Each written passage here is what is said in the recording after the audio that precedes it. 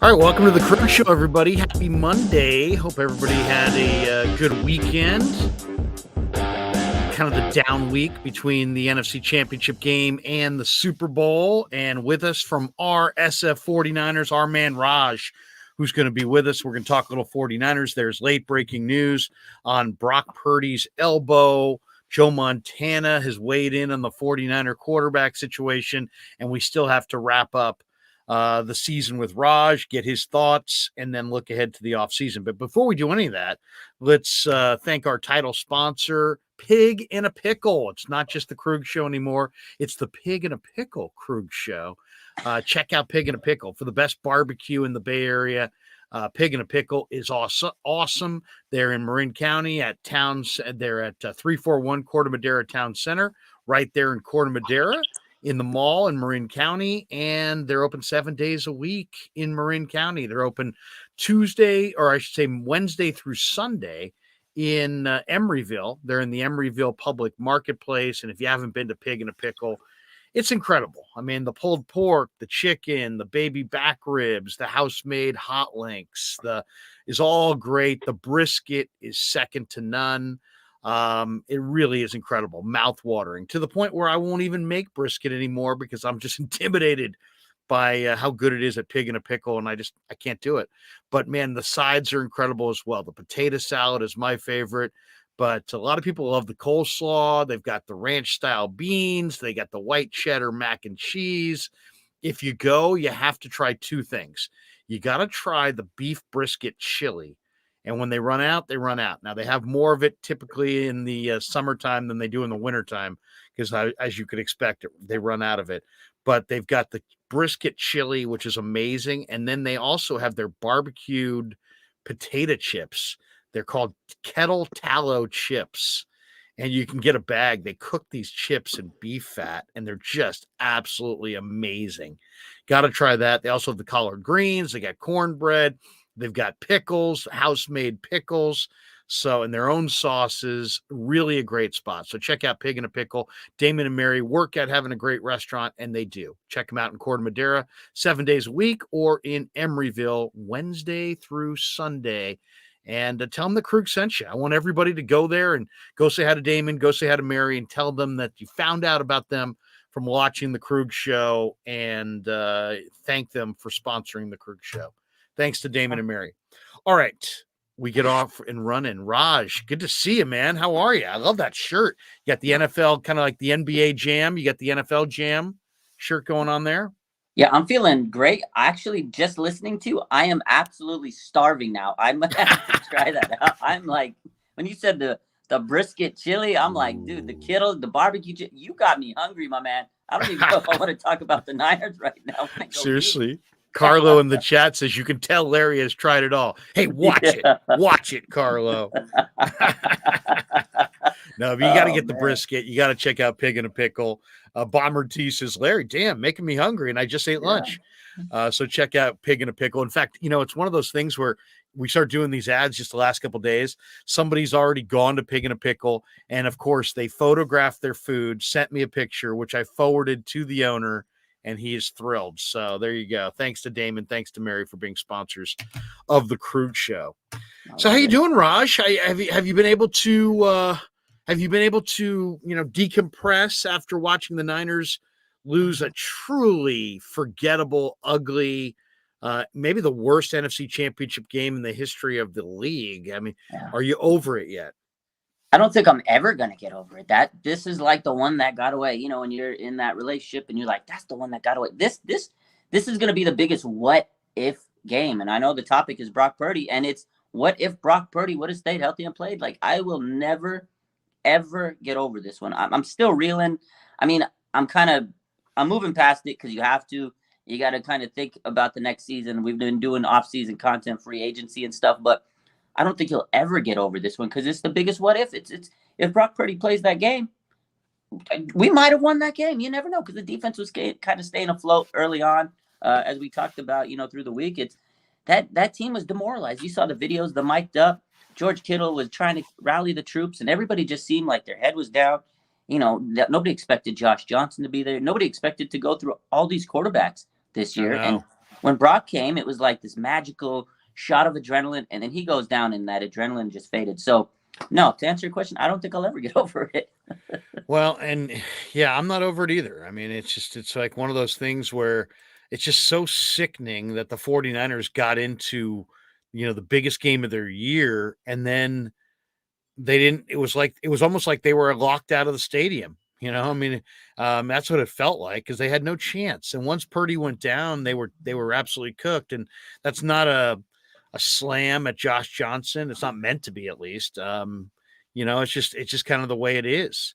But now we are starting to get indications, according to the reports I'm reading. Signs continue to point towards Brock Purdy undergoing elbow surgery that involves a 6-month buildup toward returning to action. There were going to be more conversations that were going to be scheduled to take place today to determine the specifics and finalize Purdy's upcoming surgical procedure, Raj. But this was NBC Sports Bay Area's Matt Mayoko is reporting this. And for all who don't know, Purdy sustained a torn ulnar collateral ligament in his right elbow, his throwing elbow, in the NFC Championship game when Hassan Reddick basically grabbed his arm while he was trying to throw a pass, and it ripped the ligament. And the likely outcome of the surgery will be a consensus, according to what I'm reading, towards Purdy requiring an internal brace and not the longer recovery required for Tommy John surgery. This is what Mayoko's source is telling him. Last week, John Lynch discussed the expectation of the surgery along with the remote possibility that an alternate action might be necessary. So nothing was finalized when Lynch and Shanahan actually sat down to tell everybody what was going to happen.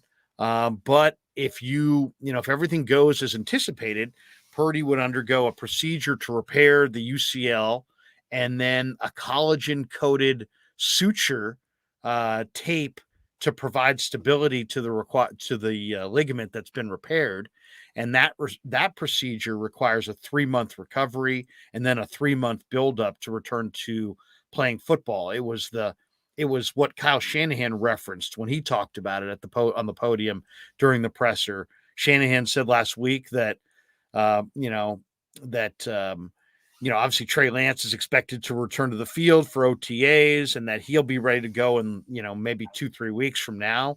And basically made it seem like the Niners are not necessarily looking to add a veteran quarterback of any substance to compete for a starting role, that they're going to lean on Brock Purdy, who stepped into the Niners starting role, December 4th, when Jimmy had the fractured foot in the first quarter against the Dolphins.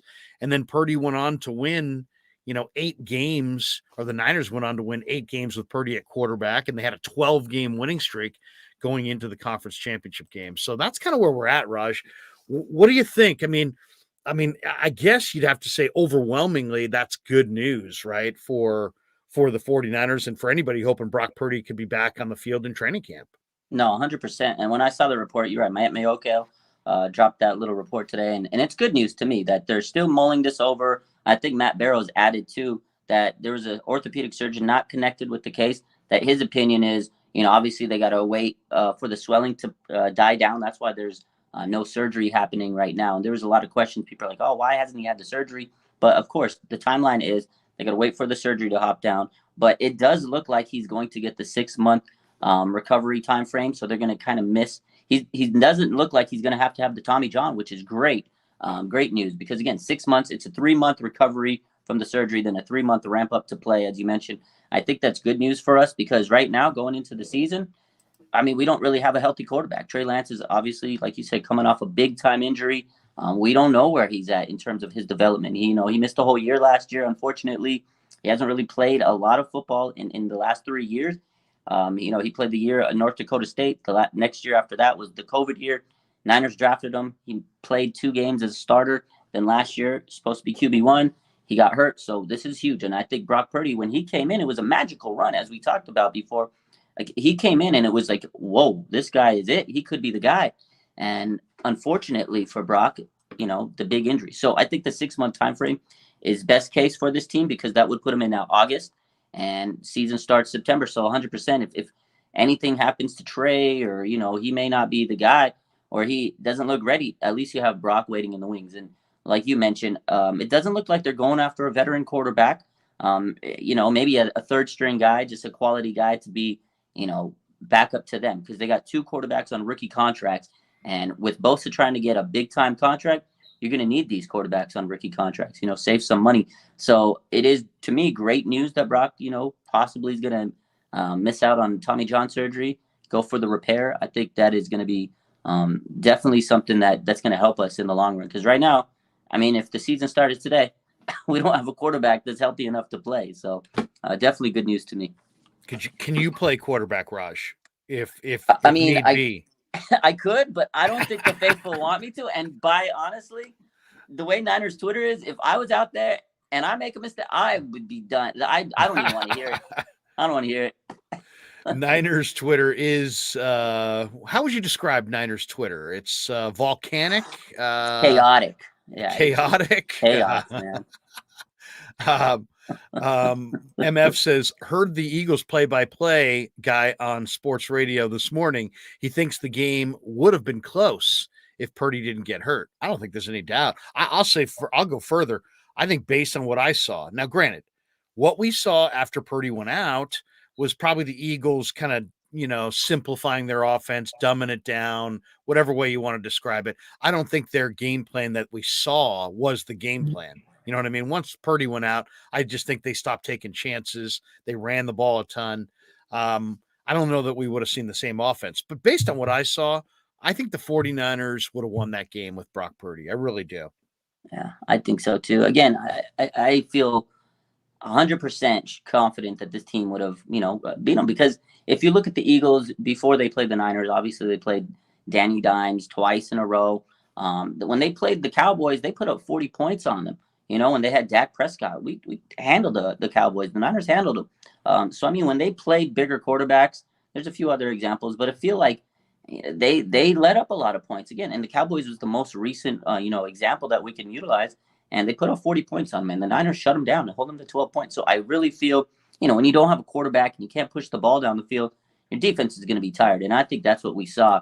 The Niners defense was absolutely gassed out. Totally. And then they got a little bit, I guess the word is undisciplined. They got a little frustrated, and the penalties were flying. And, it was a perfect storm for them to just kind of fall apart. And again, if you saw the sideline reactions, this team was just demoralized, man. When you go into battle and your quarterback's there and you're all, geeked up and gung-ho about a game, and then all of a sudden all of that just kind of washes away, your mentality is like, let's just survive this game. And I think that's what it was at that point. Let's just get out of the game. But I will say this. I was watching the Pro Bowl this weekend. I think Kyle Juszczyk actually should have deserved a chance to throw a few passes. That guy was underutilized. I think he could have threw a couple of passes in that NFC Championship game, but I don't think it would have been enough without a quarterback. So who knows what would have happened. Well, it's interesting. It's like I told you, hit on a couple things that are, as far as the quarterbacks, that are really interesting to me. One, the Niners have a very cheap quarterback room, right? I mean, Trey Lance is on a rookie deal, and even though he makes more, but Purdy's also on a rookie deal. So, there's a lot of different ways they can go about it. They could bring in a third guy, like a veteran who's been there, done it before. If they could get like somebody like an Andy Dalton or Taylor Heineke, or, fill in the blank, your mediocre older player, that may make sense. But then you wonder, would a player like that even want to come here? Then after watching the All-Star games this weekend, I watched the Senior Bowl. I can't watch the Pro Bowl stuff. I really can't. But I watched the Senior Bowl, and I watched the East-West game, and I watched the collegiate All-Star game, the college PA game from the Rose Bowl. And I really like Malik Cunningham from Louisville, who's really, really fast. I mean, like, he's fast, he's athletic, and yet he throws a pretty good ball. I don't think he's Lamar. I mean, they'll make the Lamar comparisons because Lamar played at Louisville, and he played at Louisville. He's not Lamar, but Malik Cunningham is super athletic, and he throws a really good ball. So I was looking at some of the mock drafts. They had him going like 5th round, 6th round. I'd be interested in that. Jake Hayner, who played at Fresno State, was the MVP of the Senior Bowl. Julie Hayner from KTVU's son. And he's like, in some ways, Raj, he's like Brock Purdy. I mean, he's 6 feet. He doesn't, he's 4-year starter, very experienced, really a lot of moxie, a lot of toughness, pretty accurate. So like I'm thinking about looking at this Niner quarterback room, and I guess I've got two prevailing thoughts. One is after this year, I kind of feel like next year should not include any Josh Johnsons. And when I say that, I love Josh, by the way. I shouldn't put that out there like that because I really like Josh. And Josh's a good dude. And I interviewed him, Bay Area guy, Oakland Tech. Just a guy, the kind of guy as a Bay Area native myself, Raj, I root hard for Josh Johnson. But what I mean by that is I don't think they should have anybody who's not ready to play right now. You know what I mean? Yeah. And whether that's, and that means I don't mind if it's a rookie. Like I'd be okay if they went with Jake Haener in the draft and you had Brock and Jake Haener and Trey, or Malik Cunningham in the draft and you got Brock and Trey and Malik Cunningham or whatever. It's like I'm okay with a rookie quarterback and having 3 guys on rookie deals. I just think it's really important that all 3 guys are legitimate NFL quarterbacks who you can play with if need be. Mm-hmm. Otherwise, why do you have a guy on your roster? Why have a backup quarterback at all if your backup quarterback can't come into a game and theoretically win it for you? And I just felt like once Purdy went out, my wife, who doesn't know tons about sports, was like, well, Purdy was the backup. Now here, and I'm like, no.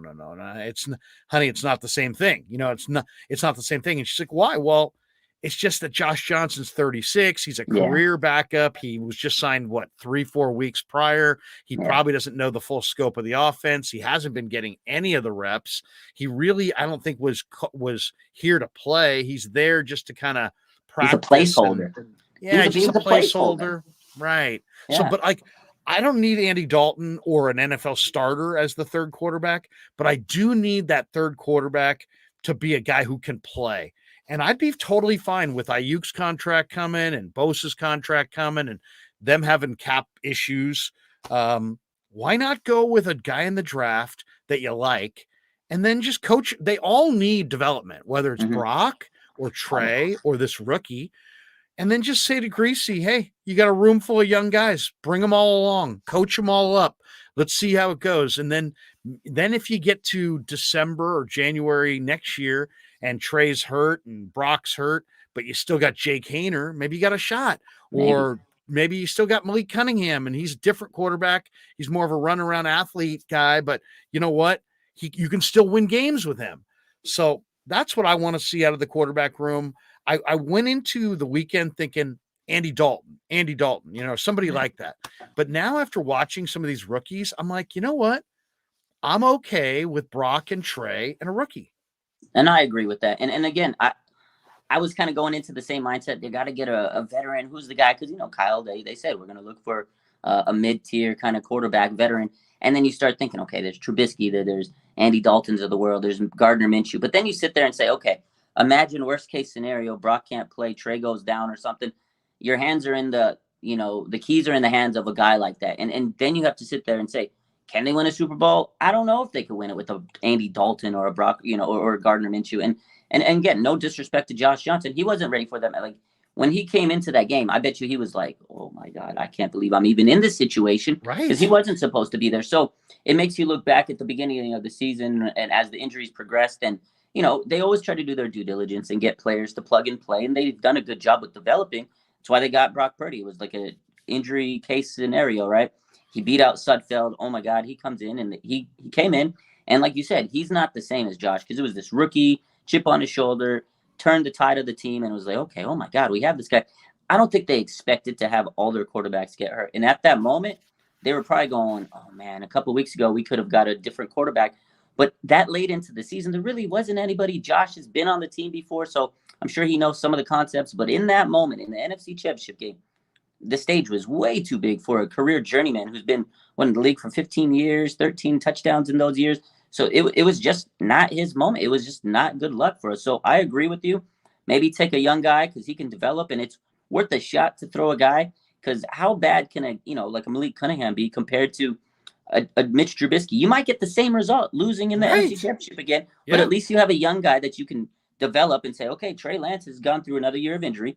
Brock Purdy, another year of injury. At least you have a young guy to develop, because I'm not hating on a guy like, Gardner Minshew or Andy Dalton, but their ceiling is their ceiling. They've hit their ceiling. If you get a young guy, they may be able to develop and give you something more. And again, to me, the biggest issue that stopped the 49ers in winning a Super Bowl under Kyle Shanahan is the quarterback. And, I feel like he's very similar in his career path as Andy Reid. He went to 4 NFC Championship games during the early 2000s. He went to a Super Bowl. They lost every single one of those big games. Then he goes to the Kansas City Chiefs, and he was like one and done every year in the AFC, and then he finally gets Mahomes. And now look at him, 5 AFC championships. They're in 3 Super Bowls. This is his opportunity to win his second one. That's what it was. It was the quarterback. And until Kyle finds the quarterback, which I thought we might have with Brock, until he finds that quarterback, we're going to be just sitting here talking about quarterback. Again, another offseason talking about quarterback. And it's crazy because he can't. The other issue, too, though, about if they do get a young guy is, can they win with him? Because they may be able to develop him. But Kyle has just shown that he has had a hard time winning with certain quarterbacks. He won with Jimmy. He couldn't win with Beathard. He couldn't win with Mullins. And then here comes Hoyer. Brock Purdy comes along. Yeah, and Hoyer. And here comes Brock Purdy. And they're winning games. So he just has to have the right guy for his system. And I think Brock was the guy. But it's unfortunate, the surgery. And then going back to the news we talked about, it's nice that he might be back by August because we kind of need him. No question.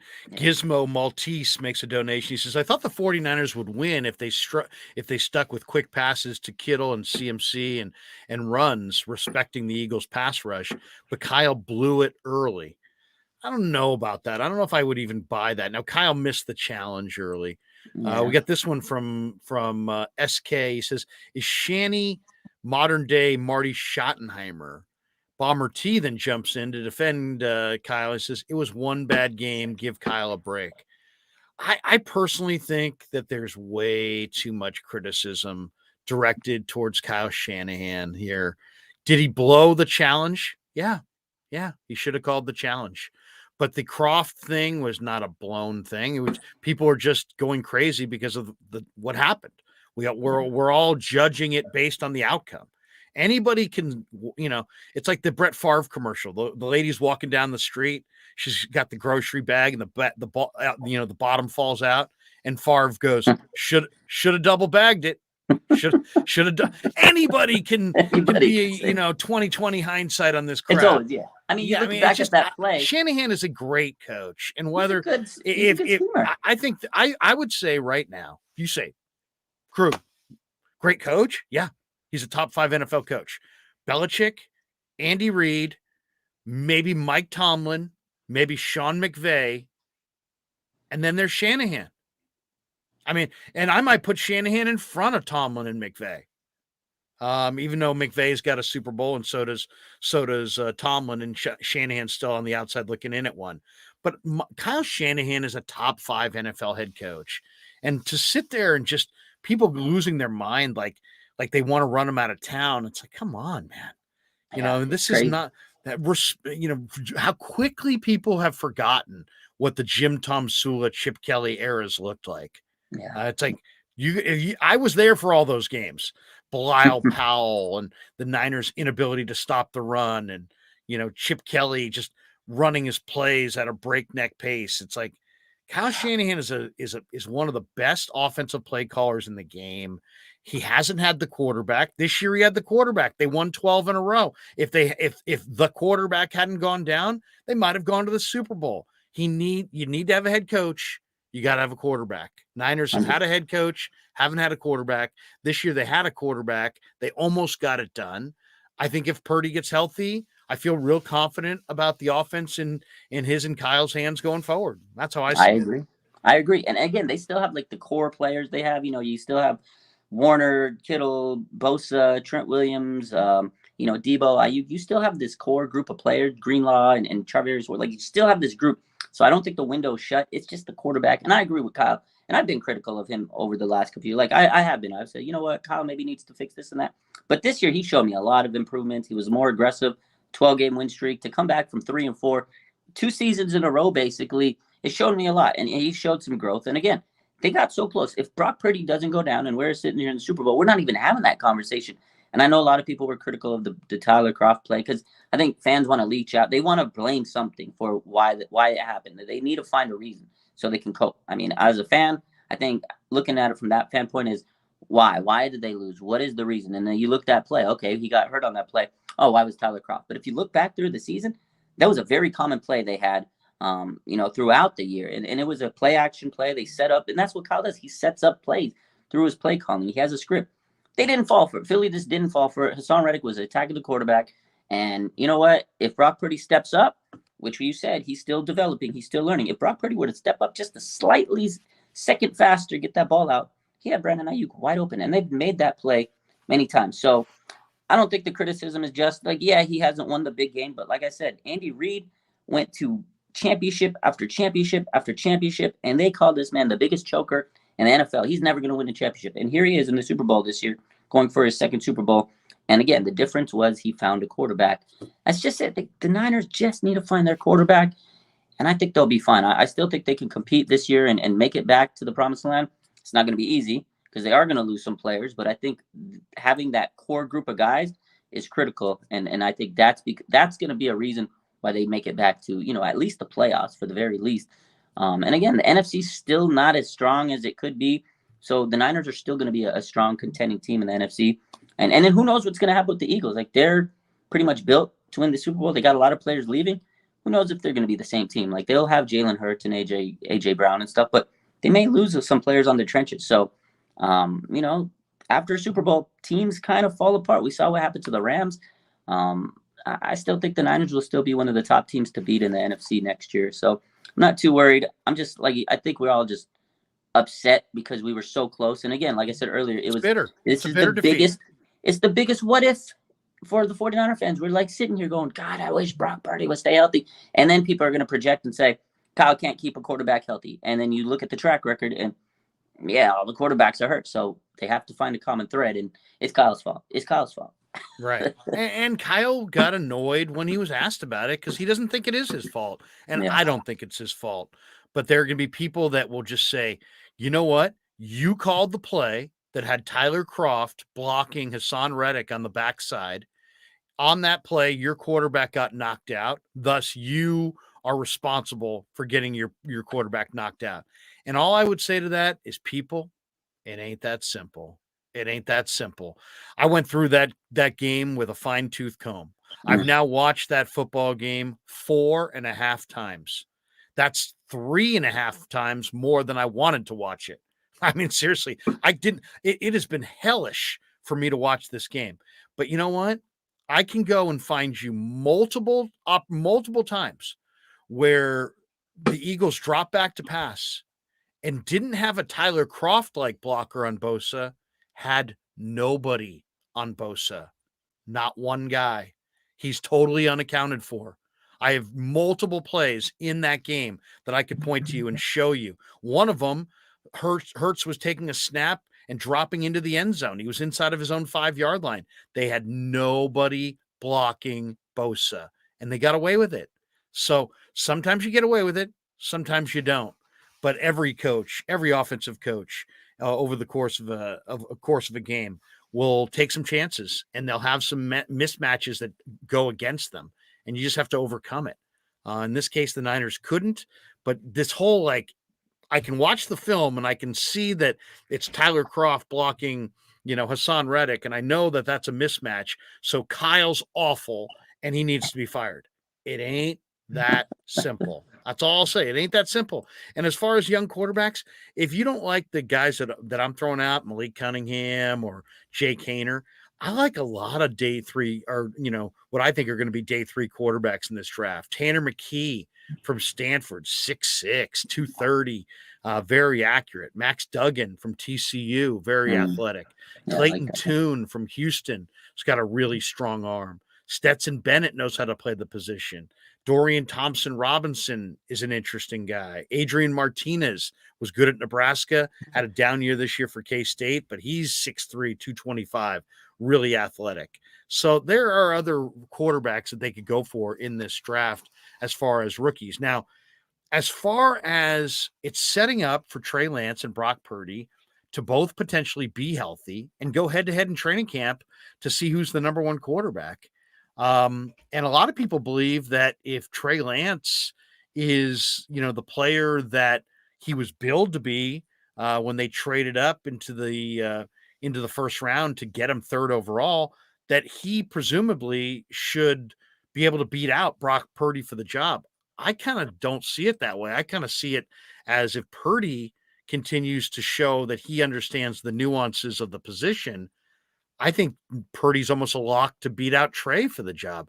How do you see? And we don't know. I think Trey probably learned a lot. If you ask Trey, if we had him in here right now, I bet you he would admit to us, man, I learned a lot watching Brock. There's so many of the nuances of the position I really understand now better from watching him do his thing this year. So I think he's going to be, better by almost osmosis or just from being nearby Purdy as Purdy was doing his thing. I think Trey's going to be quite a bit improved from last year. And if Brock's healthy, I think he'll also be improved.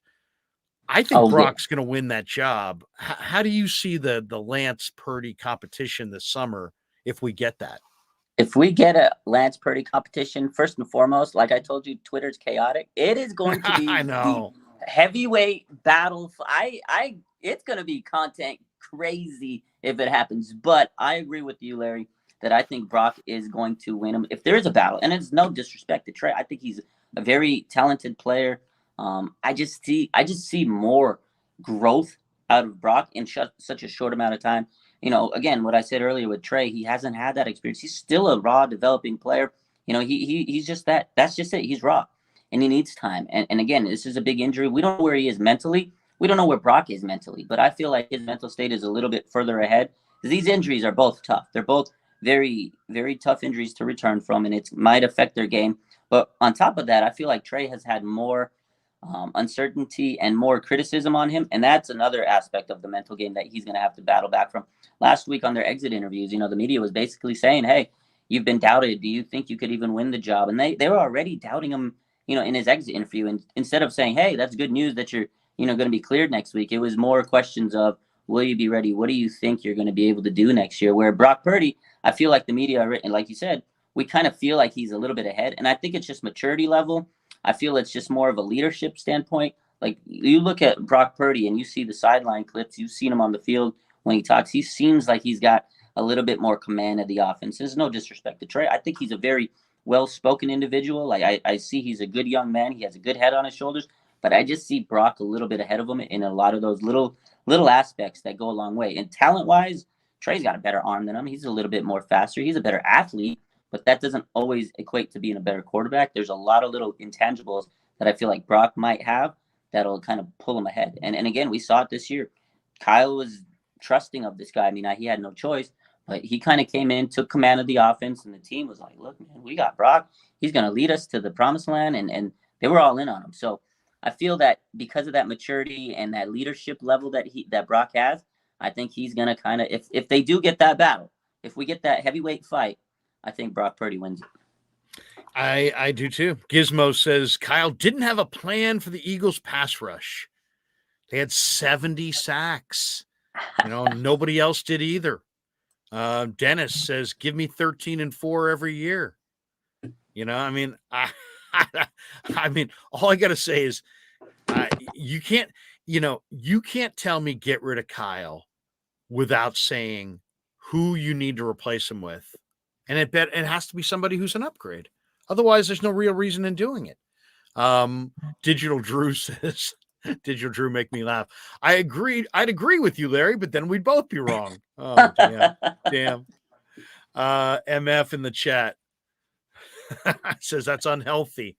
Bomber T says, I agree with Larry. The interesting thing about the quarterback spot is I think Brock, if Trey beat out Brock, I think that Brock would be a good backup for Trey because I think he's ready to play right now. He doesn't need to play to be effective. So if Trey beat him out, in some ways that would give the 49ers two quarterbacks that can play, right? Yeah. Where right now we only know that Brock can play. We're not sure if Trey can do it. So on one hand, if Trey beats out Brock, I think Brock's almost the ideally suited to be the number 2. If Brock beats out Trey, Trey's not the ideal backup because Trey has to play. Trey hasn't played at all. In fact, I have this number here that's just amazing that I read this earlier today. I was going to throw your way. That's really interesting to me if I can find it.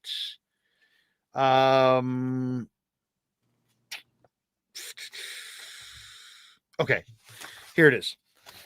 So dating back to his final collegiate season at North Dakota State, in the past 3 years, out of a possible 44 games, Trey Lance has appeared in 9 of 44 games. So he has to stay healthy, but he has to play. I mean, I don't think Trey will get better. He'll get better a little bit by watching Brock. I already said that. And I think he's going to get better just learning the nuances of this offense. But he truly needs to play. Yeah. So if Brock is going to win that job, I wonder what the Niners do with Trey. And I would be nervous as hell to trade him. I really would be, because I think he's got some Mahomes-like traits, and could you imagine if you had drafted a Mahomes, he wasn't healthy, and then you traded him for, a quarterback with a lower ceiling because that guy was ready to play, and then Mahomes went somewhere else and became Mahomes? I mean, you think Kyle Shanahan and John Lynch are under the gun now. You think Niner Twitter is ablaze now. Could you imagine if they traded Trey Lance and he became the next Patrick Mahomes? Yeah. I mean, I think somebody would almost assuredly be fired. 100%. And I think that, because I was asked this question the other day and they said, I don't think Trey is the guy. Maybe he's not ready. And like you said, he hasn't played. He just needs the reps. And unfortunately, last year, the injury derailed the ability for him to get those reps. And now we're in this position where we got an unknown because Brock came in and stole the show. He stole the show 100%. Brock Purdy came in and says, here, hold my beer. I'm going to show you that I'm your guy. And it kind of sucks for Trey. But I agree with what you said in terms of Trey. If he's the starter, if he wins out, it's good because they're a win-win. I think Brock's like, okay, I'm Mr. Irrelevant. I got nothing to lose. If Brock goes down, they know they can win with me. But if it's the shoe on the other foot, if Trey Lance is the backup, mentally he doesn't want to be. He's going to sit there and say, hey, look, I was the number 3 pick. I need some respect. I need an opportunity to play. Kind of like Jordan Love with the Packers. This guy's just been sitting there, rotting on the bench. They don't even know what they've got in him, right?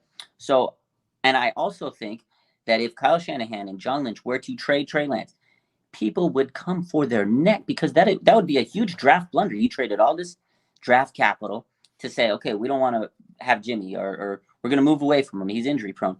You get this guy, Trey Lance. You didn't even use him. Then you trade him away. And it would be a huge scarlet letter for them. And they would definitely have some questions to be answered. And definitely someone would be on the hot seat. I don't know who it would be, but it's definitely a real reality here now. And they're kind of putting themselves in a corner. So for the Niners, they better hope that Trey Lance comes and brings everything and shows that he's the guy. And I think he can be. I know he has the ceiling, but if they were to trade him away and he lives up to his potential somewhere else, oh man, that would just hurt the fan base, this front office. It would be huge. So I'm hoping that Trey lives up to his draft stock, and I think he's going to come out very hungry this offseason and train. I know he is. He attacks the offseason pretty damn well. We've seen it in the past. It's well documented. He posts his videos, and I know he's going to be training hard. But again, the question is that training, is that development that he does enough to beat Brock Purdy? Because we've seen that he's already ahead of Trey. So it's interesting. It's gonna make training camp absolutely juicy. MF says in the chat, Raj has great content. Let's talk a little bit about Raj's content. But first, big thanks to Casey Bateman and the good people at Telmetrics for being the sponsor of the show today. If you're an occupational therapist, an orthopedic surgeon, a chiropractor, or a physical therapist of any kind, Telmetrics is designed for you to use in your practice and can greatly benefit your patients. Telmetrics uses computer vision and artificial intelligence and provides a platform for outpatient rehab therapy services, both in the clinical and telehealth environments. So using Telmetrics can improve your patient's experience and much more. For more information, just go check out their website, telmetrics.co. That's TELMETRIX.co. And thanks to Casey Bateman and all the good people at Telmetrics for being a proud sponsor of the Krueg Show. MF says you got great content. Brad Graham threw out a whole list today of 49er content creators, and there's a lot of them. I mean, there really are, and the fans win. But Raj, let's talk about you and what you put together, because you are right at the tip of the spear when it comes to producing 49er content. I mean, John Lynch follows you, George Kittle follows you, a number of Niner players follow your Instagram. You're building your monster on YouTube and others and Twitter, but also you're huge on Instagram. Tell us where you're at, how you got started producing Niner content for people who don't know the story. I've asked you about it before, but tell people who don't know much about RSF 49ers, how you did it, how you started doing it, and where they can go find all your stuff. Yeah, appreciate you, MF, for the comments, and everybody else in here that always supports the show and everything. But I've always been passionate about sports and sports media in general, and I think I told you this. Like, I want to be like you, Larry. That's my goal. I want to be like Big Krueg. And I've always had that passion. I've always done it. So but it didn't pay the bills back in the day, and I was committed to medical school and those things. So did my schooling and got my career. But as time went on, I just was like, I want to voice my opinion on sports more and more and more. So back in the day, I used to have the Bleacher Report app, and I would talk to people about that and follow the reports. And then Instagram kind of started. I was always into social media, Facebook and MySpace, all that stuff. But then when Instagram came out, I used to be pretty decent at editing photos. So I would make some edits about the 49ers, like Bowman. And then I started making the post and sharing my thoughts on stuff. And then it just started materializing. And I saw like Bleacher Report blowing up on Instagram. And I kind of saw other sports accounts. And I was like, I could start doing this for the 49ers. And I kind of felt like I could be like a Bleacher Report type app for the 49ers. One-stop shop, get all the news, updates, everything, highlights, cover the game. Then I started streaming the games, and it just started getting bigger and bigger. And man, the fans love it. They love the content. And there's, like you said, there's a lot of other content creators that are so good, and I've connected with them, and we've all shared ideas. And honestly, my goal is to just give as much information about the team and content that the fans, want and they desire, and, trying to cover it through my lens. How do I see the team? And, eventually my goal is to make it maybe my living, because I love being a physical therapist. As you said, as we talked about before, I am a physical therapist by trade, but it's a tough job. It's a grind, and sometimes it's just exhausting. And I love it, but I don't know if I'm passionate about it as much anymore. I don't know. And sometimes you just need a career change. So that's kind of where it is going now. But yeah, our SF 49ers, we're on pretty much every platform, YouTube, Twitter, Instagram. And my goal has always been to cover this team. When I was young, I used to sit there and play Madden, turn down the volume and commentate it myself. Like, that's just how I've been my whole life. I've always been into sports. And my dad was a huge Niner fan, got me into it. And, one of the things too, he passed away many years ago, but I always felt like, he would appreciate me having this, because he loves sports reporters and media and all that. So it was kind of like, here, I'm going to make this page, and, I'll always remember the 49ers because of my dad. So that was another reason I made it, because I was so passionate about this team because of my dad. So that's pretty much the story of. I hear you, man. I'm passionate about the Niners because of my dad as well, who's no longer with us. And I guarantee you, our dads are looking down on us saying, hey, that's my kid, and he's chasing his dream, and he's pursuing his passion, and that's what life is about, right? SG Sports Talk channel, my good man Chardal says, hey, Raj, I like your NFL GM themed shirt. And we got this one from Kid Trixie. It's Raj, where'd you get that sick t-shirt? Where did you get the NFL Jam shirt?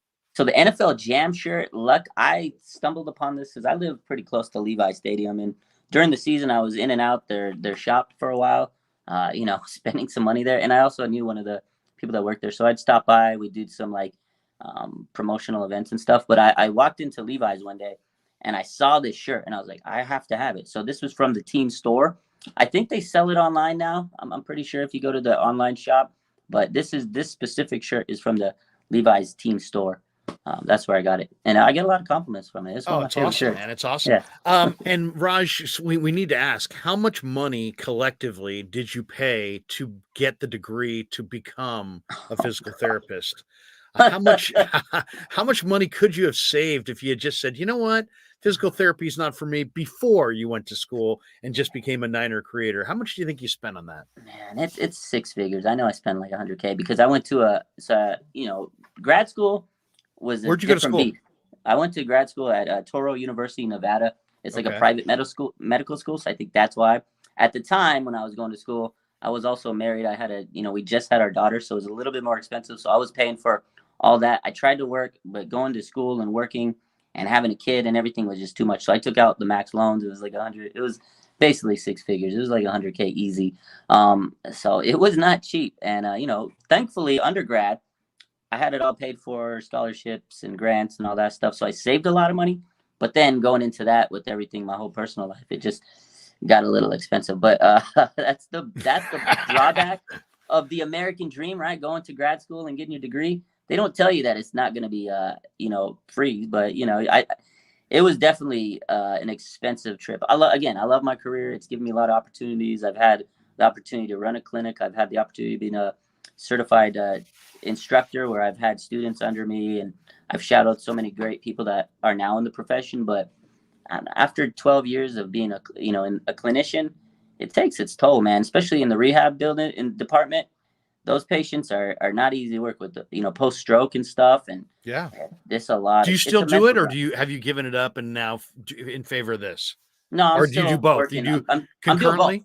I'm doing both, but I still I got to pay the bills. It's not cheap out here in California, so I still am an active practicing physical therapist. Like I said, I got my doctorate in it, so I still practice. It's tough. It's not easy, but it's rewarding. But it is after many years. You start burning out. When you're when you're a caregiver, when you're caring for a loved one, as you may know, Yeah, it's tough. It burns you out. Like I have patients, their family members, they're burnt, and that's just one.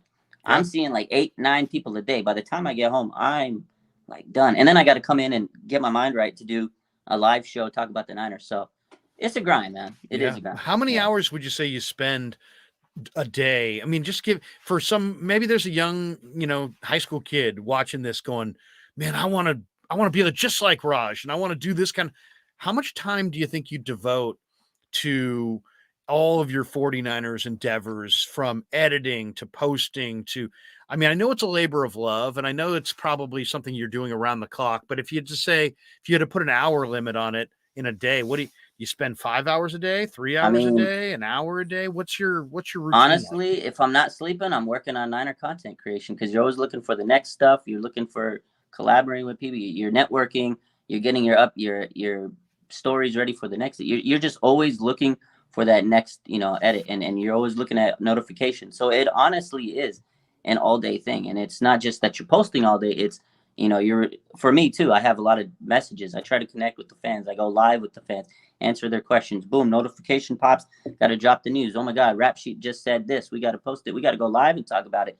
Okay, boom. We got to post a throwback memory about D'Amico Ryans. He just left. So it's an all day thing. Your mind is always turning, and then like I said, on top of that, I'm still trying to work as a PT. So it's a grind. Like if you want to get to being having a really big content page, it's like an all day thing, 100%. Yeah.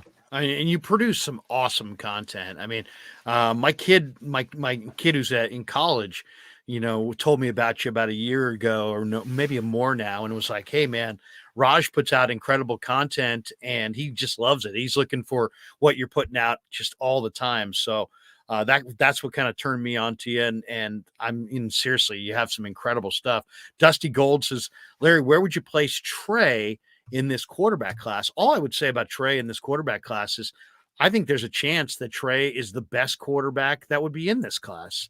I like Bryce Young, but Bryce Young's 6 feet and 195 pounds and, diminutive. I mean, it's not really well put together. I mean, he's not, I mean, Brock Purdy's 6'1", but he's 227 pounds.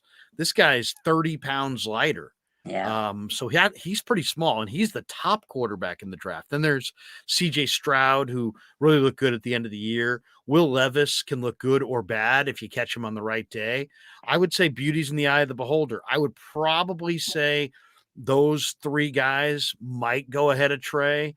I would probably have Trey, I kind of like Trey more than this year's prospects. I like Trey more than I like Bryce Young.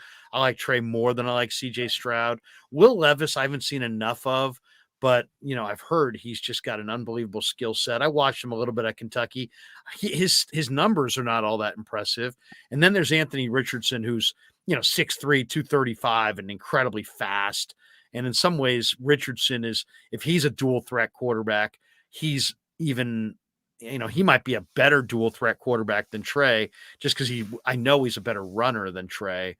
I think Trey's probably a better thrower than Anthony, but I would say I would probably have him right there. He would be a first round quarterback. He'd probably be like a 15 to 25 pick. It would be my guess. If he was in this draft and this was the year coming out of North Dakota State, I think he would definitely go in probably right in the middle.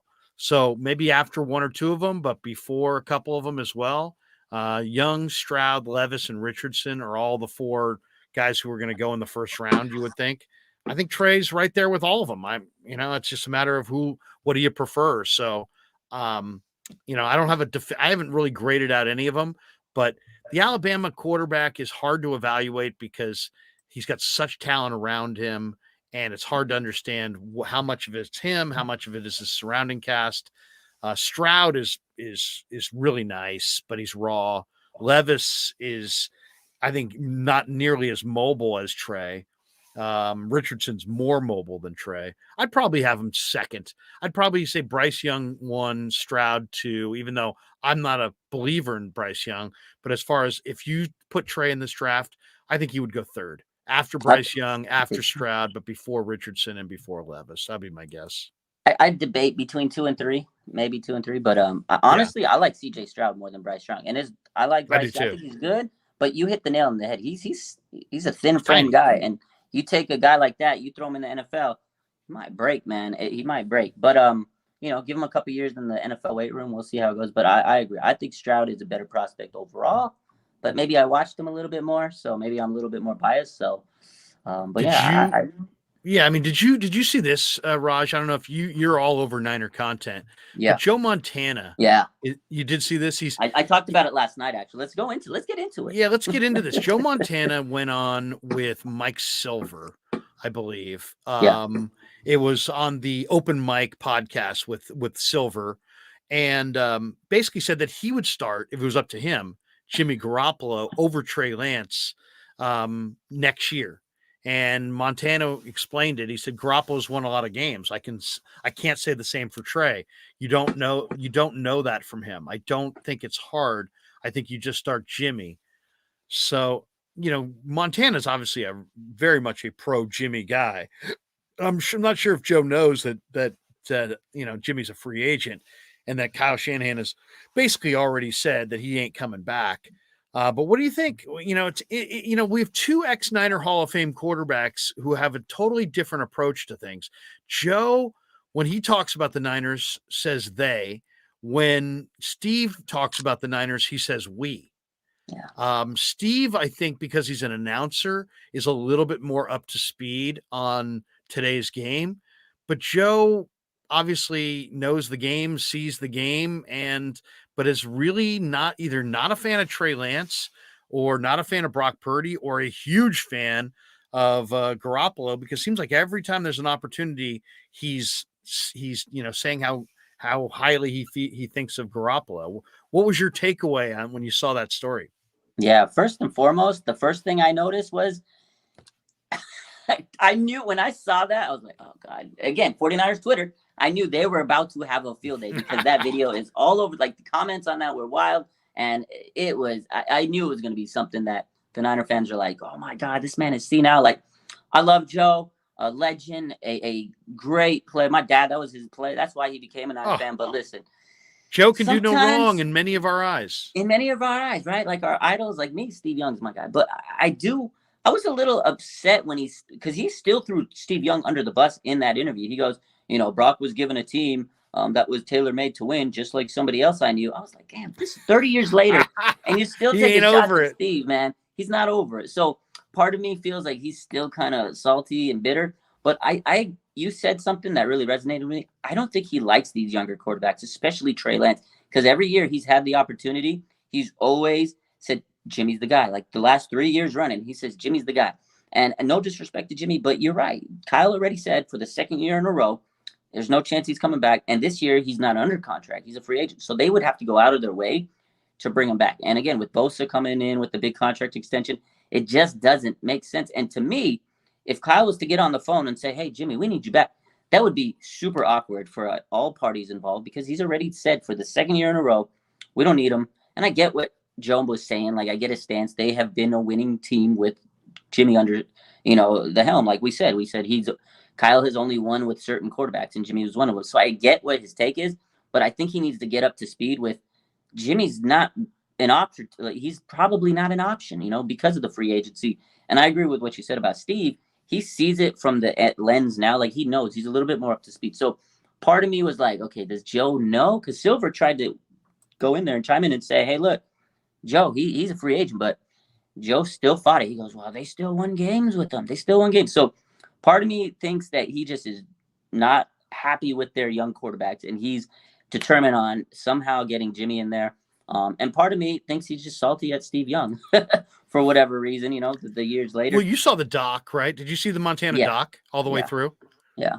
I mean, Joe is still not over it. I mean, he's still mad at George Seifert for basically not giving him a chance. And you know what? I mean, I get it. Because in real time there in the early 90s, I was a Joe guy. I was like, hey, Joe should not lose his job for injury. And but he had been gone for multiple years, and Steve had ascended to be not just a very good player, not just a Pro Bowl player. Steve had ascended to a Hall of Fame MVP of the league type player. And so that was what Seifert sided with Steve, because Steve had more ability to help George going forward than Joe did. But Joe was bitter about that. And to this day, it sounds like he's carried some bitterness with him. So, I mean, I guess we should just kind of understand that guys who are insanely competitive, like a Michael Jordan, a Derek Jeter, a Joe Montana, that in some ways they never stop competing. No. And we just have to kind of understand that that's what that gene of competition does, right? And that I don't understand it because I'm not on that level. And maybe you don't either, because we're just not on that level. Yeah. But if you're an insane competitor like Michael Jordan and you're going to the Basketball Hall of Fame in Springfield, Mass., instead of just thanking everybody, he's got to still grind everybody because he's so competitive. He's MJ. And that's what made MJ MJ. And I guess that's what made Joe Joe. I want to give Joe enough understanding, because I'm sure, I mean, to me, watching that documentary, seeing that Joe Montana in 1991 had led the Niners to all the Super Bowls they had ever won.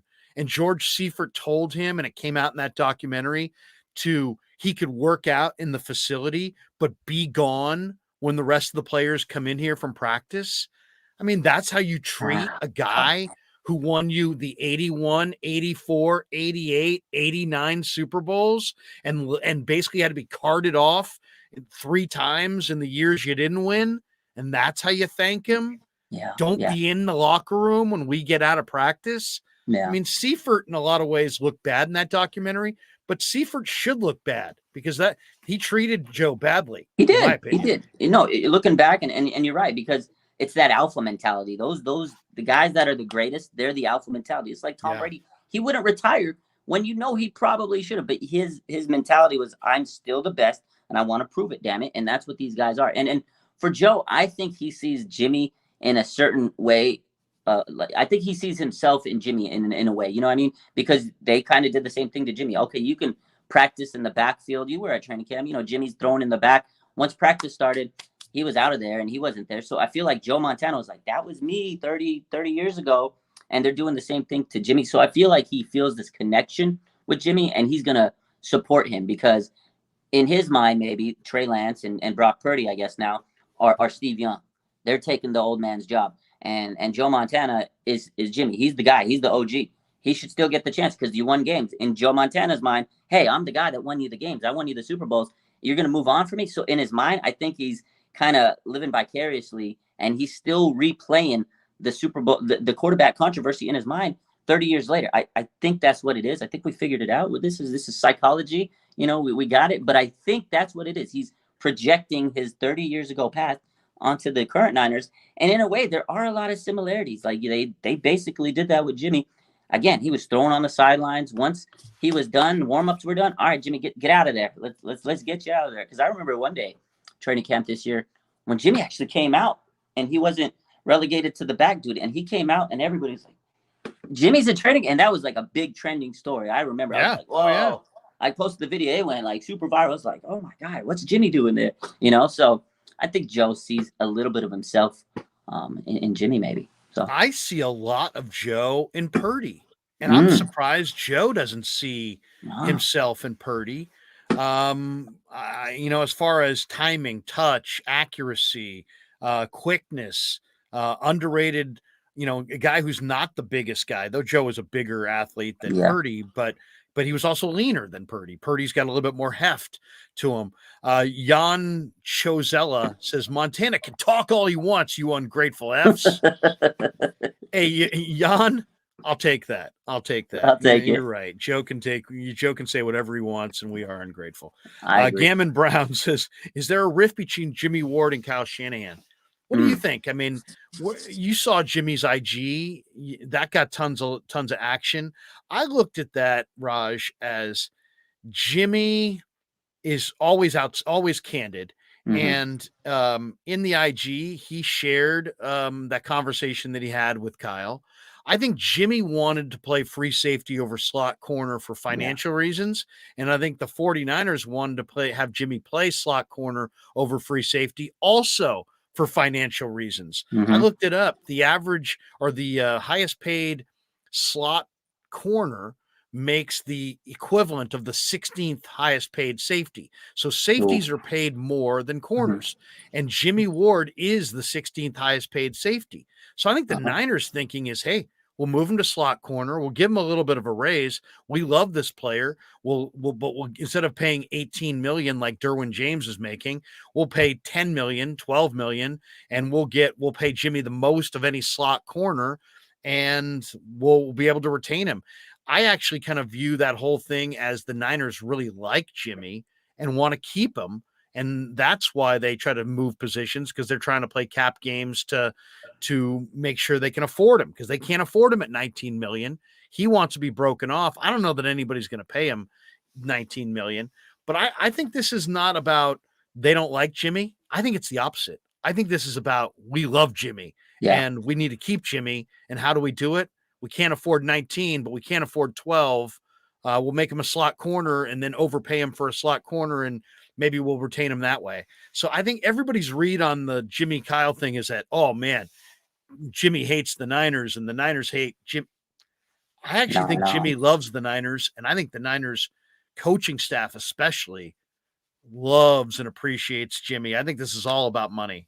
100%. And Jimmy said it was essentially about money. He goes, I love the Niners. I want to stay here. He goes, I love Kyle. He said it too. He goes, because I watched that whole thing. I got clips and stuff. And he goes, Kyle Shanahan, he goes, don't get me wrong. I love Kyle. He goes, Kyle made me the dog I am. He goes, Kyle made me that guy that I am today, because, he came under the Trent Baalke era. And he mentioned in this, he made very specific to mention and say, hey, look, I was one of the few players remaining on this squad that was not on Kyle's, regime. Like, I had to prove myself. And for them to keep him on that team is the utmost respect. And for them to say, hey, look, we want you to stay, but move to nickel. They knew that he was one of the best players on defense. But, fortunately for them, they found this gem, Tashawn Gibson, coming in, who only was supposed to be there until Jimmy Ward came back. But, hey, he made the most of his opportunity. And it was like, you can't bench Gibson. You can't. So it was in their mind like, okay, maybe we'll convert him to nickel. Maybe he'll pan out. And he became a pretty solid nickel. And he even said the positional coach came up to him in the same interview. He goes, hey, look, you keep playing this way, you're going to be the highest paid nickel cornerback in the NFL. But in terms of a salary, when you break it down like you did, the highest paid nickel cornerback is nothing compared to a pretty decently paid safety. So in the Niners' mind, with Parag Marat, the contractual genius, he probably says, hey, look, we can keep Jimmy if we move him around, and his numbers will make sense. But in Jimmy's mind, he's 32. He's not getting any younger. This is probably the last contract he's going to get in his career. He wants to cash out, and I don't blame him. He's busted his butt over the years. He's played through injury, played through a lot of adversity. They've told him, hey, he's kind of been that team player, and he said it. He says, hey, look, whatever they wanted me to do, I've done it. It's kind of like they said, hey, Jimmy, jump. And he would say, how high? He's done everything he needs. He's been a total team player, and he deserves to get paid. So he signed off saying, hey, look, I love the Niners, but finances is going to dictate this contract. If they can't pay me, I probably won't come back. And it's unfortunate, and I love him, and I think most of the Niner fans do, because they've seen that captain, that leadership he's been.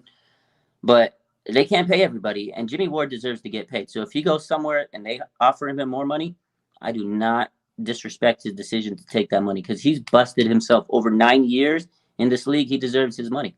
So that's no my question. take on it. Yeah. Motivation Gaming says, hey, Krueg, loving the content today. Of course. You kidding me? The great Raj in the house. We're going to do this regularly this off season because Raj is the man. Greg says, here's a donation. It's also an Italian thing. Capiche? that Joe likes Jimmy. I didn't even think about that. I didn't even think of that. That's a good one.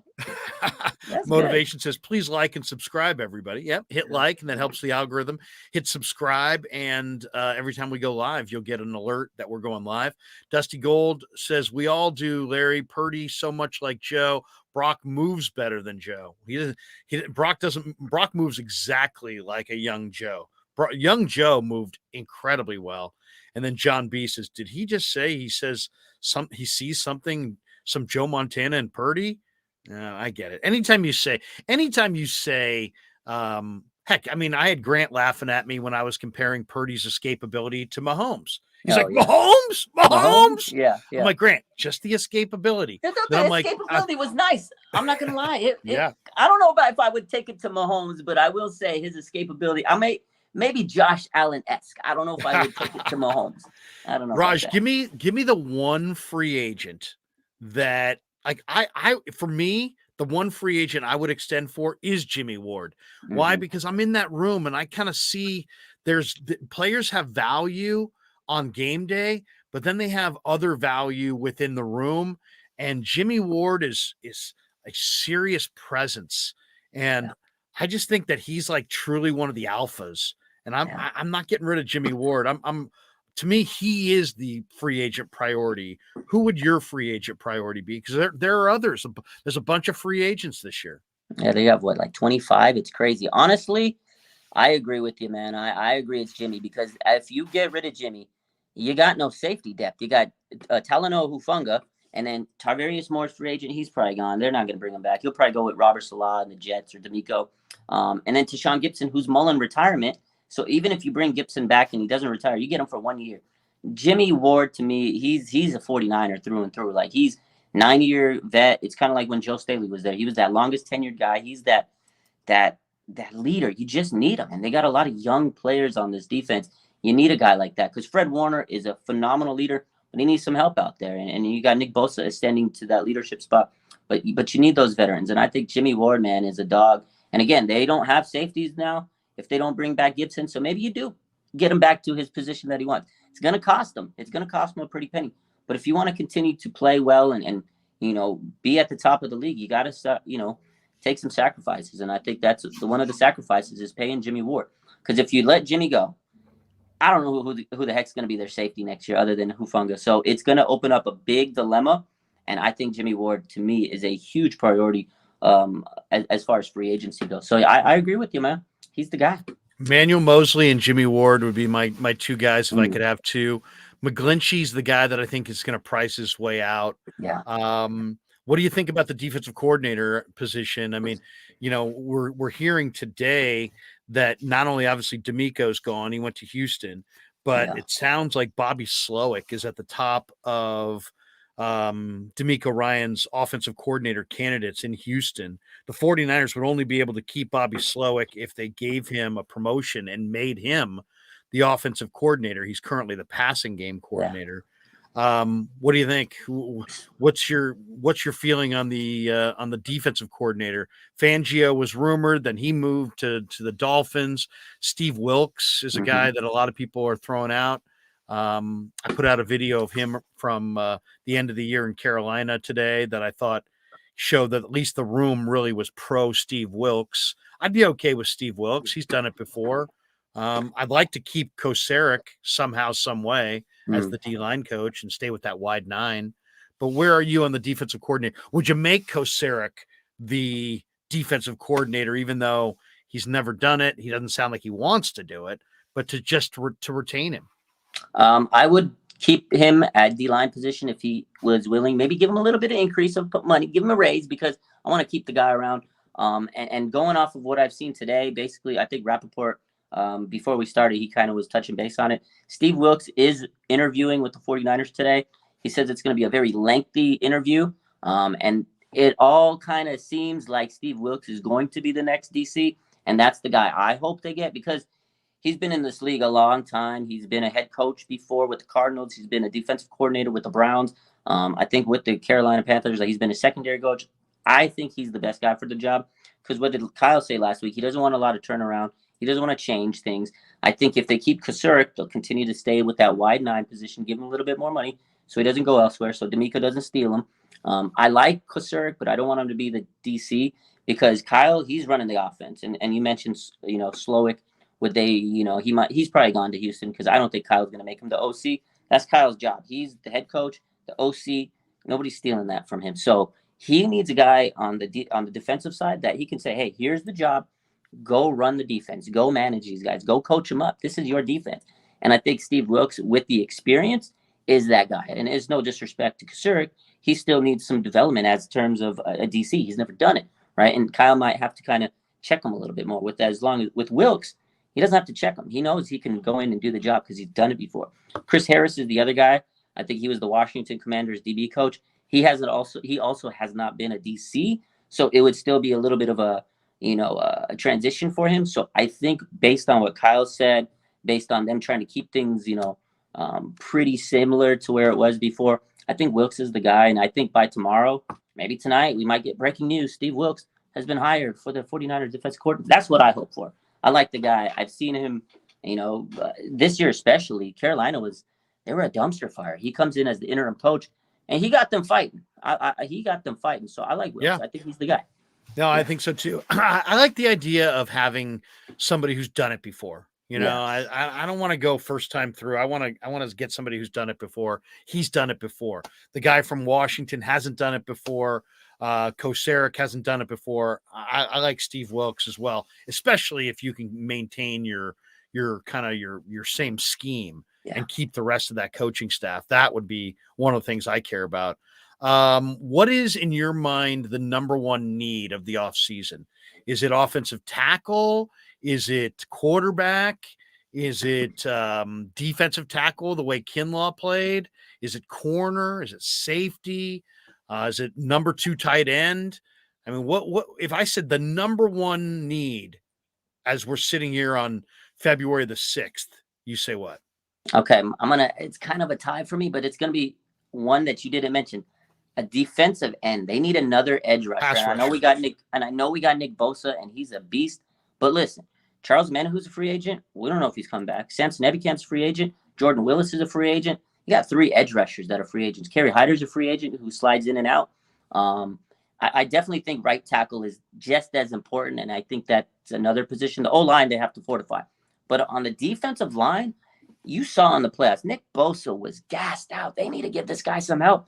And I love Drake Jackson, and I think he'll continue to develop, but he's not ready to be a premier every down edge rusher. According to Kyle, he still needs to fill out and get his body stronger. So they still need a premium edge rusher, like off the other side of Bosa, because you could see Bosa was so tired, man. So to me, if this is my offseason, I'm getting Nick Bosa help ASAP, because if he's your priority and you're making him your number one guy, get him some help. Don't make him do everything by himself, because you're about to pay him a lot of money.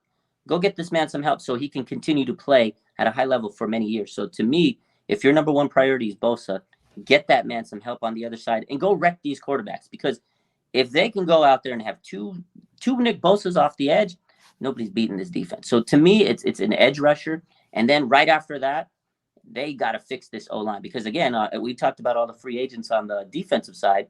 On the offensive line, you got Jake Brendel's a free agent, Dan Brunskill, and Mike McGlinchey. That's 3 quality starting guys on this line that are going to be a free agent. So those to me are the biggest issues, biggest priorities.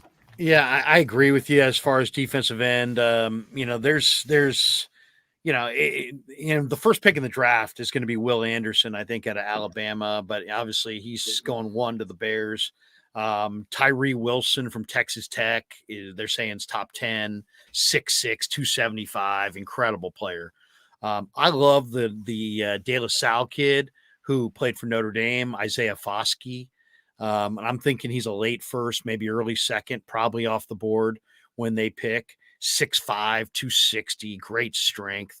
Andre Carter the second, who played at Army, kind of reminds me a little bit of Jason Taylor. He's too skinny right now. He's 6'6", 250, and he probably needs to put on 20 pounds, but he is an incredible pass rusher. Zach Harrison from Ohio State is like exactly what you're looking for as far as height, weight, speed. 6'6", 272, long arms, crazy physique. He's going to go to Indy. He's going to work out like crazy. I mean, his workout numbers in Indy, I guarantee you, Zach Harrison from Ohio State he's going to break the combine. Derek Hall from Auburn, I really like a lot. Will McDonald, the fourth, who played with Purdy at Iowa State, like him a lot. One of the guys I saw in the All-Star games this weekend that I thought was like unbelievable, and I got to study him more, but his name's Jose Ramirez, and he played at same school that produced Max Crosby, Eastern Michigan. And he's a little undersized, but as far as if you want to see a defensive end who can flatten to the quarterback and really look explosive, Jose Ramirez might be my favorite guy in this draft. But there's others too. There's the kid from San Jose State, Cade Hall, whose dad, Rhett Hall, played for the Niners. He's 6'3", 270. Love him. Love Ali Gay out of LSU. Love Thomas Incoom out of Central Michigan. These are the guys that kind of stand out to me. Tyrus Wheat from Mississippi State, really good looking edge rusher. And there's a guy from Northwestern as well that and I forget how to pronounce his name, but he looks really good. So I think it's a good draft for edge rushers. There'll be a lot of them, and I think that probably will be a high priority as well. I like edge rush. I'm going to say the number one need is replacing Kinlaw. They got to have somebody inside next to Armstead that is better than Javon. Javon just got moved around in that Eagle game. It was embarrassing. It was embarrassing. And that was one of my other key free agents when I was talking about the other day. And again, I got the edge, O-line, and defensive line interior. Because, and I like Givens, but you could tell he just wasn't 100% coming into the playoffs. Yep. They tried to get some guys in there, McGill. They really banked on Kinlaw trying to be the guy to take over DJ Jones. And they failed on that because DJ Jones was sorely missed. You saw his production last year in the playoffs. DJ Jones and Debo won him that Dallas game. Like, DJ Jones was a monster in the run game, and he was a phenomenal interior pass rusher, just straight to the quarterback. He was able to just dismantle centers. So they're still missing that guy. I know they have Kalia Davis, who they're hoping to I like him too. He's fast. He's good, but he's coming off an ACL. I don't expect him to be instant impact because, again, Niners, with their rookies, they take some time to develop. I think they need to go after a guy like Deron Payne. He's available. Go get me Payne. Get me that man. Get me that man. That's what I need. That's what I need. I love Deron Payne. I love Poona Ford. The other guy, Colin Saunders from Kansas City. But one of those three guys, Deron Payne would be absolutely awesome. And I would spend, even if you could only get one key free agent, maybe it should be Deron Payne because he had 12 sacks and, he's 320 and he can rush the passer. Yeah. I love Deron Payne with Washington. I love it. Give me him because, and no disrespect to Kinlaw, but the man, He's got 1.5 sacks through 3 seasons, and I feel a lot of it is just he doesn't have the technique down. I know Armstead kind of he came to his defense on Twitter last week when Baldy was breaking down and everybody was posting those videos on Twitter and said, "Oh, it's a technique thing." If he's in his 3rd year and he still having technique issues, that tells me he hasn't played the game a lot. Obviously, it's true because he hasn't been healthy. So, I mean, that tells you, to me, that tells me a lot about how great of a guy Eric is. Yeah. Because Eric is Javon's defender. Yeah. Javon is, when I asked Javon about his development in the league, he talks about Armstead like Armstead's his father. Wow. I mean, like he has such love for Eric and such respect for Eric. And Eric is is kind of like the dad in the room, and he wants to protect a guy like Javon from any criticism. And I get it. I totally get it. It makes me feel better about Eric. Unfortunately, that film on Javon kind of shows that he's got some issues. Gammon Brown says, true or false, our O-line is only above average because of Trent Williams. Our D-line is only above average because of Nick Bosa. They need more help. I think there's a lot of talent on both lines, to be honest. I think Aaron Banks is really solid. I think Burford's really solid. The Niners have good depth on their D-line, but I hear what you're saying. Trent's special. Nick is special. Yeah. And they impact everything. And then Samuel Chavez says, wow, this is badass. Larry and Raj, congrats. That's right. Raj in the house on a Monday, and we're chopping it up. Raj, last one for you, man, and we'll let you get on with your day. Who's your pick in the bowl? What do you think what do you think it's going to look like? Do you think Philly is Philly's favored by 2.5? I know. Do you think Philly is in Hurts are going to be able to get it done? Or, are you like me? I kind of see things through Niner eyes, and I saw the Chiefs put up 40 on a really good Niner defense in Levi's. And I think the Chiefs are going to beat them. I'll take the Chiefs. You're going to give me points, and I get what I think is the better team and the more proven coach and the team that's been there before. Sirianni wasn't coaching this team when they went to the Super Bowl a few years ago, and only a handful of players were on this team. So I like Kansas City. I'll take Kansas City and feel very confident.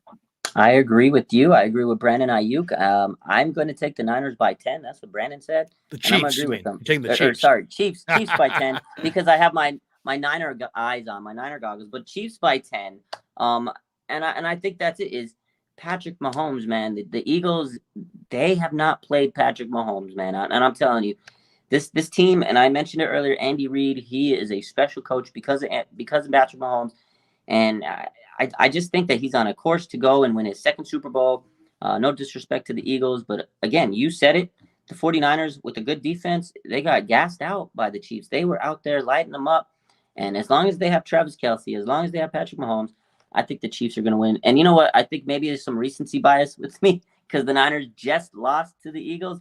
I know they lost to both of these teams that prevented the 49ers from winning Super Bowl, but I'm taking the Chiefs, man. This is what I've always said. I cannot bet against Patrick Mahomes, man. He's that quarterback. Tom Brady's out. To me now, Mahomes is the guy that you just don't want to count out because I feel a lot of people are counting him out because the Eagles had this crazy season. Oh man, they look like the monsters of the Midway, I guess. But Mahomes, man, he's been doing it without Tyreek Hill this year, and he just finds a way. And I think he's going to find a way this Sunday to take out the Eagles. I think Chiefs by 10. Book it. Are you going? Oh no! You know what? No. I was gonna go if the Niners were there, but I was gonna go too.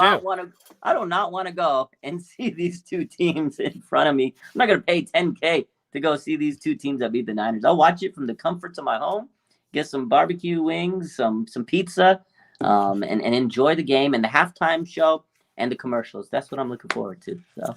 Raj, thanks for coming on, man. And, tell people once again, RSF 49ers on all platforms. That's you. And you got your own YouTube channel, right? I mean, you got the YouTube going. How's YouTube treating you? We're grinding. We're every day trying to, grow and do more things. But again, sometimes it's tough with my work schedule, but as things kind of start loosening them up, hopefully I'll be able to do more and more and more. But every day I at least stream once or twice, trying to do as much as I can. I go live on Instagram So I try to keep, both channels as active as possible. But, like I said, I'm just trying to get like you. And I'm loving this Monday thing. Appreciate you for having me on. Yeah. I'm open book on Mondays, man. So if you need a guest, let me know. Let's do it. Monday. This will be our regular time slot. We'll go Mondays in the middle of the day. Let's do it. I'm Let's game. do it. All right. Raj, have a great rest of your week, man. We'll talk to you next Monday. Maybe we'll next Monday we'll kind of rehash the Super Bowl in the middle of the day. Let's do it, baby. I'm ready. All right, man. Raj, good to see you, man. Hey, good to see you too. The great Raj, RSF 49ers. Check out everything Raj has got going. He is phenomenal. And people saying he puts out great content. He does. He absolutely does. He puts out phenomenal content. My son found Raj. He said, Dad, you got to connect with Raj. I said, absolutely. I love connecting with Raj, and he's got a good vibe, and he puts out a lot of good stuff. And his heart's in the right place. His head's in the right place. He's a Niner guy, just like me, just like all of you, or most of you. I don't know about all of you. I'm looking at some of these chats. I'm thinking there's a few non-Niner guys in here. There's a couple of Eagle fans in here. Where's the one I see? Yeah, here we go. Truth Riser. I got the Eagles because of their front seven. All right. I hear you. And we got Slick says Philly's blowing out the Chiefs 34-19. I don't see that at all. Give me Mahomes. Give me Andy Reid over Hurts and Sirianni. You got to remember this. The Eagles didn't do anything to make it into this game. They really didn't. They didn't play great down the stretch. And then they played the New York Giants, who probably were borderline playoff team to begin with. And then they got the Niners minus Purdy with no quarterback. I mean, they haven't beaten a single team. They haven't been challenged in the playoffs. Now here comes Kansas City with Mahomes and Andy Reid. I'll say this. I think Philly will be able to score on Kansas City, but I think Kansas City can score on Philly. And I think I'll take Kansas City in a little bit of a higher scoring game. I don't feel good about saying over or under, but I'll go with Kansas City over Philadelphia. All right. I'm also going to go with a couple commercials here at the end of the live stream. Remember, at top of the hour, roughly 15 minutes from now, I join Grant Cohn on his channel. So everybody join us there. But first, a few words from our sponsors on The Krueg Show. Larry Krueger here for Telmetrics. Thanks to Casey Bateman and the good people at Telmetrics. If you're an occupational therapist, if you're an orthopedic surgeon, a chiropractor, a physical therapist of any kind, Telmetrics is designed for you to use in your practice and will greatly benefit your patients. Telmetrics uses computer vision and artificial intelligence and provides a platform for outpatient rehab therapy services, both in the clinical and the telehealth environments. So using Telmetrics can improve your patient's experience and much more. So for all your sports injury needs, or if you're a physical rehabilitation specialist of any kind, make sure you use telmetrics.co, TELMETRIX.co. And thanks to Casey Bateman and all the good people at Telmetrics for being a proud sponsor of the Krueg. I'd like to thank our sponsor, Dan Coach Emilio. Dan is a buddy, and he is a phenomenal retirement planning specialist. And you can contact him today at securemoney.com or at his number 925-628-9966. There's a lot of uncertainty in our world right now, and you want to make sure that your money is secure. That is the key. Danny's got 25 years of experience, born and raised right here in the Bay Area, and he can help you get an immediate 10% premium bonus on your principal retirement account. So give him a call, 925-628-9966. He'll make an appointment with you, and you can sit down. It's not a one-size-fits-all kind of a deal. He'll consult with you and come up with a strategy to get you going to where you want to be. Once again, 925-628-9966, securemoney.com on the web.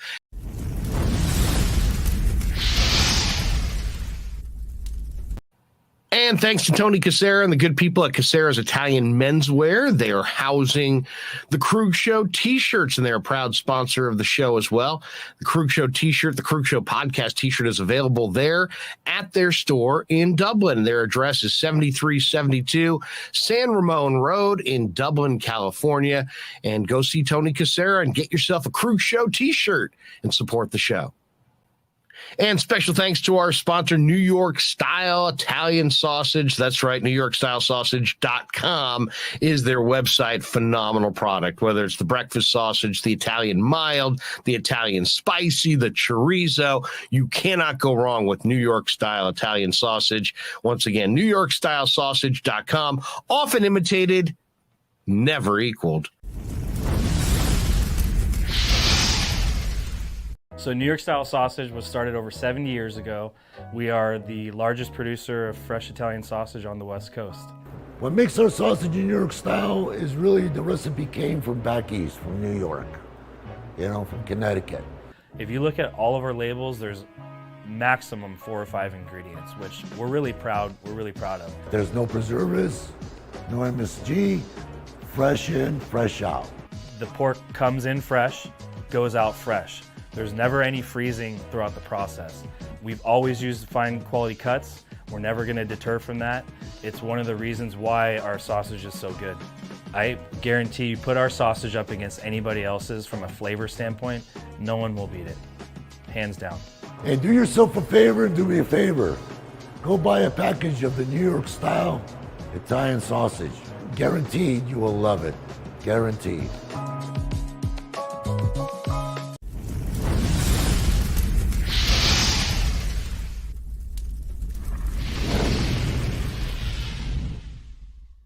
All right, welcome back to the Krueg Show. Coming down the home stretch, MF says spicy Italian is the way to go always.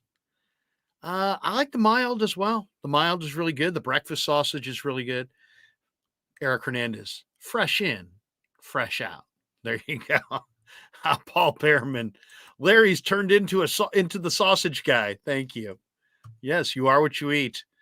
And thanks to our new title sponsor, Pig and a Pickle, with 2 locations at Marin County. They're at 341 Corte Madera Town Center in Corte Madera. They're also in the public marketplace in Emeryville. They're open Wednesday through Sunday in Emeryville, 7 days a week in Marin County. So check out Pig and a Pickle. If you love barbecue, and I know you do, whether it be brisket, pulled pork, baby back ribs, chicken, house-made hot links. Oh, it's incredible. Absolutely incredible. You got to hit Pig and a Pickle. And the sides are amazing as well. I love the potato salad. A lot of people love coleslaw. You got the ranch style beans, the white cheddar mac and cheese. My kid says is amazing. The beef brisket chili. You absolutely have to get at least a cup of the beef brisket chili. It's absolutely incredible. They have collard greens. They have cornbread, house rolls. They also have the kettle tallow chips, and you got to order the tallow chips. The kettle tallow chips are incredible. They cook them in beef fat, beef tallow, and then they sprinkle them with the same rub that they put on the barbecue chicken, and it's absolutely amazing. And of course they do salads. You can do an organic mixed green salad. You can have pulled chicken on your deal. You can have pulled pork, beef brisket on your salad. I mean, they do sandwiches, beef brisket sandwiches, pulled pork sandwiches, chicken salad sandwiches. Incredible. Check out Pig and a Pickle. It's open daily in Marin County, 11 a.m. to 8 p.m. Damon and Mary, they got an incredible restaurant. They work at it, and that's why it's such a good spot. So check out Pig and a Pickle, the title sponsor of the Krueg Show. Digital Drew says, great stream. Raj is legit. Looking forward to next week already. Yeah, Raj on Mondays. It's going to be good. Paul Pearman says, hit the like, guys. The numbers are pathetic right now. Look at that. Paul yelling at people, turning on people. MF says the pig in a pickle Krueg show. There you go. The Pig and a Pickle Krueg show is going up, up, up. Oh yeah, we should tell people we have eclipsed 13,000 subs. So let me double check where we're at the moment. We just passed 13,000 subs yesterday. We are now at 13,190. So we're approaching 13,200. So try the pilgrimage for 14,000, I should say, is on, and we're going to try to get there. Digital Drew says 13.1 now, almost 13.2. So we're on. If you're in the stream, you're one of the 250 plus people still in the stream. If you could hit like, That will help other people find the show. If you can hit subscribe, that obviously you'll be alerted every time we go live. And we also have special videos for club members. I think it's like $4.99 a month, and we have roughly 100 people as club members right now. And we'll put out videos periodically for the club members as well. So if you want all of the Krueg Show content, and then also, by the way, I'm still trying to get the t-shirts out. They're not out yet, but we have them all here. So if anybody wants a t-shirt, just DM me on social media, on Twitter, and tell me what you want. I think they're in large XL, double XL, and we have a couple triple XLs for some of our harder working fans. Paul says, Larry, the hardest working guy in Bay Area sports talk. As far as the rest of the day today on the Krueg Show, Grant is going to join us coming up next, or I'm going to join him, I should say, coming up next on his channel on the Cone Zone at 3 o'clock in about 10 minutes. And then I got a video coming out on the Warriors. You got to check out my channel later today. I got a video coming out on what I think the Giants ought to do as they prepare to play this 2023 baseball season. I got one video on the San Francisco Giants coming out of, and it's a really good one. I think you're really going to like that. And then I'm also doing a video with the NBA trade deadline coming up Thursday. I get the sense the Warriors aren't going to make a trade, but that's okay, because I think the buyout market is really going to be fruitful for Golden State. And we're going to do another video later on today, and we'll do a little deal with that. Digital Drew says the next Krueg phone. We are going to do a Krueg phone later tonight. In fact, we're going to be on tonight after Warriors OKC. Danny's going to be there. Rye's going to be there, and we're going to take calls in the post game tonight. So I don't know if Cy will be in the house or not. Got to ask him. I don't know if Baller or Red or Carl Foster or Kylan or any of our others will be there, but likely Danny, likely Rye, and definitely your Krueg phone calls. But we're going to do a whole Krueg phone deal tomorrow as well on the channel in the middle of the day. So if you're not around tonight for the Krueg phone, check it out tomorrow on the channel. But thank you to, we're at 13,000 subs because of all of you. So I just want to say thank you to all of you. And if you've yet to subscribe, please do. And join me in 8 minutes from now with Grant Cone on the Cone Zone on his channel. Until then, we're out. Yeah, never met a man I've been scared of. Careful, you gon' get exactly what you asked for. Here for whatever you bring me, getting handled. I answer to no one, I don't need to ask.